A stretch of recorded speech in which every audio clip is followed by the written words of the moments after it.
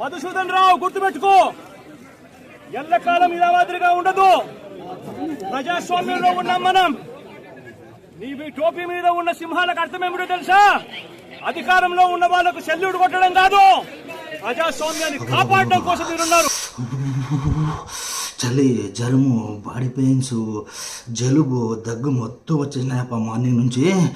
Morning Jaganmohan Reddy sir అసెంబ్లీకి వచ్చి అక్కడ పోలీస్ సార్ వాళ్ళకి పెద్ద వార్నింగ్ ఇచ్చిండు. ప్రజాస్వామ్యం గురించి మాట్లాడిండు, ప్రత్యేక హోదా గురించి మాట్లాడుతుండు, శాంతి భద్రతల గురించి మాట్లాడుతుండు. అప్పటి నుంచి నాకు ఫుల్ చలి, జ్వరము, టాబ్లెట్ వేసుకున్నా తగ్గట్లేదు, ఎన్ని బెడ్షీట్లు కప్పుకున్నా తగ్గట్లేదు.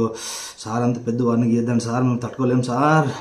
జగన్మోహన్ రెడ్డి సార్ మీకు ఎందుకు సార్ మీరు ఇంత పెద్ద వార్నింగ్లు ఇస్తారు?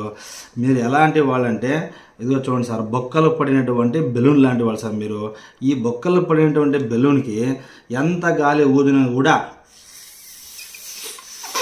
ఇందులో గాలి నిలబడదు సార్. ఇందులో సపోజ్ అదే బొక్కలు లేని రంధ్రాలు లేనటువంటి బెలూన్కి గాలి ఊదినామనుకో ఇలా తట్టుకుంటుంది సార్.